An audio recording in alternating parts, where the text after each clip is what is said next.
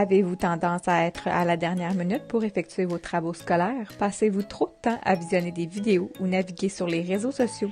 La procrastination, c'est un comportement d'évitement qui procure un sentiment de soulagement immédiat, mais temporaire. La procrastination touche 15 à 20% de la population de manière chronique.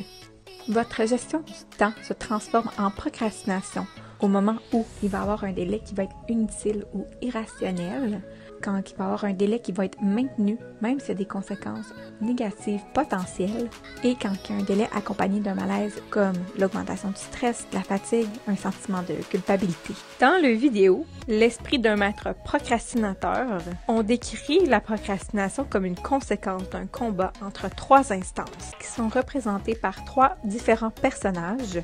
D'abord, on a un personnage rationnel qui va conduire l'esprit, qui prend les décisions là, en fonction des objectifs. On a le singe qui va être axé sur avoir une gratification immédiate. Il va tenter de prendre le contrôle pour faire des choses simples et amusantes. Et on a le monstre panique qui va apparaître quand on arrive proche d'une date d'échéance. Donc, un sentiment d'urgence, en fait, qui va venir prévaloir là, sur les autres instances. La procrastination n'est pas sans conséquence. Ça peut ajouter un poids cognitif et émotionnel sur vous-même. Ça peut créer une pression et un stress sans même que vous en rendez compte. C'est aussi associé à une baisse de la qualité des travaux scolaires et une diminution de votre rendement. Également, il est possible d'observer d'autres répercussions négatives, que ce soit sur votre bien-être, votre qualité de vie, votre niveau de stress. Pour terminer, voici quelques pistes de solutions. S'observer afin de prendre conscience de vos excuses et de vos façons de penser qui vous poussent à procrastiner. Trouver un sens à ses études. Orienter ses actions en fonction des valeurs qui sont importantes pour soi.